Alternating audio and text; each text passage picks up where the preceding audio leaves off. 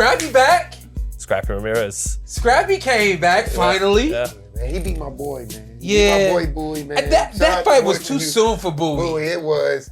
And coming off of that fight that he had against the Cuban fighter. Yeah. I thought he lost to the Cuban. That was a tough fight for him right there. It should have been, like you said, a wake-up call to kind of probably slow him down. Yeah. But he, he's a confident kid. He's confident in his power. He works real hard, and he was anxious to get that big fight. And he dared to be great. So. Yeah.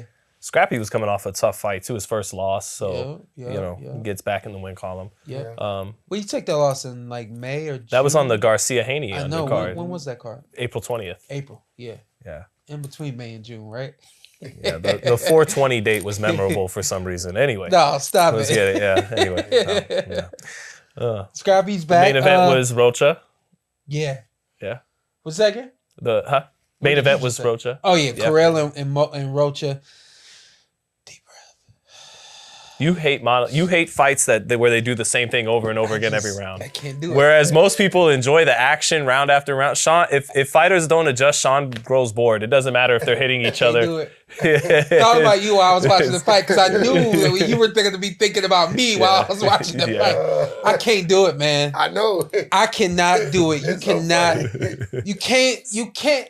You got to separate yourself. You have to. Yeah. You just have to separate yourself. And I thought, even though it was by a very, very, very, very, very small margin. Yeah, extremely. I thought the last 3 rounds, Rocha did try to land his shots. And early.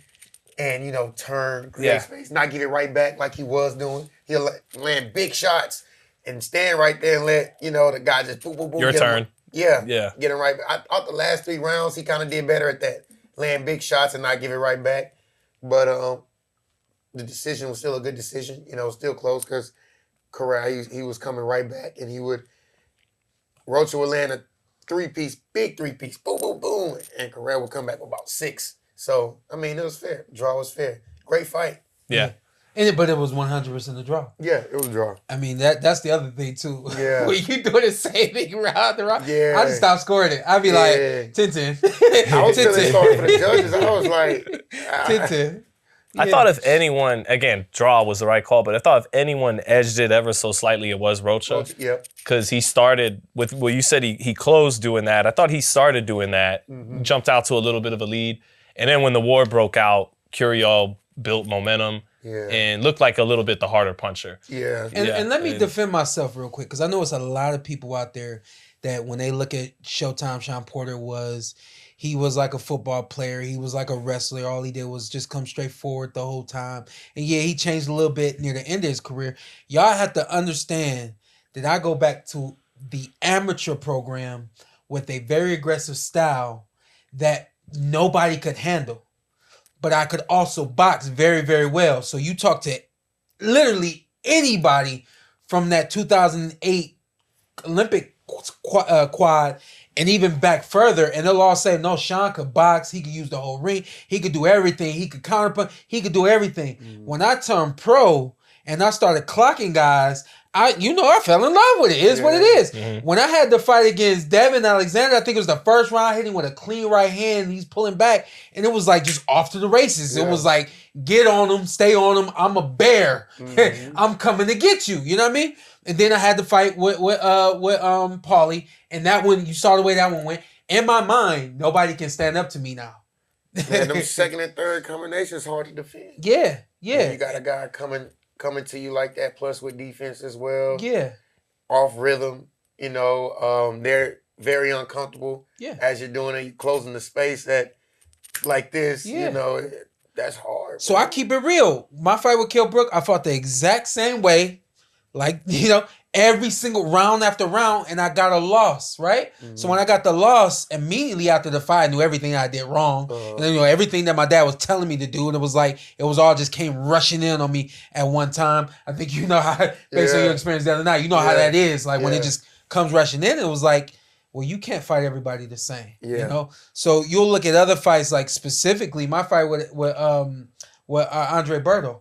Andre Berto just couldn't handle the pressure. Mm-hmm. So round after round, it was pressure him, it was set him up, and it was get him out of there. It was go for the throat. Mm-hmm. But you look at my fight with Adrian Bronner. Mm-hmm. A lot more finesse and movement and picking moments to be really aggressive. Look at my fight with Adrian Granados. A lot of boxing and movement because this dude just hard-headed and wasn't going nowhere. You know what I mean? Yeah. So I'm saying all that to say this. When I'm saying that a guy needs to be able to make adjustments in the middle of a fight, the beginning of the fight, the end of a fight, I come from a place of fighting at a very elite level, understanding that mentally being able to make those sort of adjustments, whether it be beginning, middle, end, wherever it is, if it's called for, it is called for.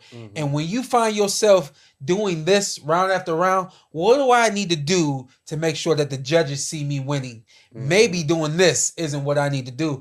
I couldn't see who won that fight. And so, yeah, it bothers me when guys don't make adjustments. Yeah, it bothers me when you do the same thing round after round because you just should know better. I had to learn. And once I learned, I wasn't going back to it, you know?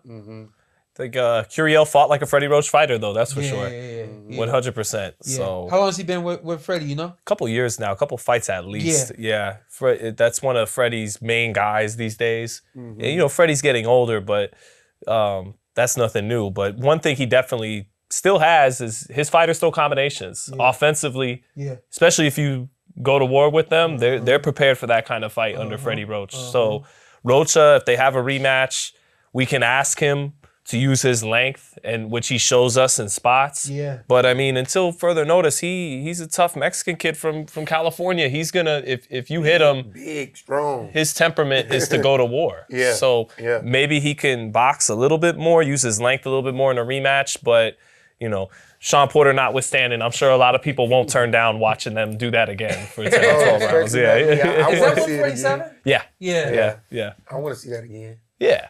You know? Yeah. I mean, it's hard to get fight of the year after what Katie and Serrano did. Yeah. But it was one of those wars like that. We'll get to it, but I got a feeling Tyson Fury and Alexander Usyk coming for that fight of the year. It's gonna be hard. Yeah. Did they fight earlier this year? Was that They did. They did in May. Yeah. In May. And Katie and Serrano, they bypassed Did that. they all do that? Virgil and Boachuk was a They all do nasty that? fight too. That was a great fight. Yeah, Virgil and Boachuk. It's something about Katie Taylor. Well, they're fighting and for Serrano. undisputed. That fight was. I still think about that fight right now today. Like, there's more stakes in their fight. Yeah. So when you got I've always felt when you got two fights that were basically even in action, which one was either fought on the higher level or fought with higher stakes? Yeah. And that was Taylor Serrano. Yeah. With like 50 million people watching and for undisputed. Yeah. So, yeah, Over the Tyson Fury Alexander Usyk one fight. I thought that fight had ebbs and flows, adjustments by Fury midway through. Yeah. But it wasn't, hey Sean, it wasn't. This is what people tend to think of when they think of fight of the year. Yeah, I hear you, but and it wasn't that. It was a hell of a fight.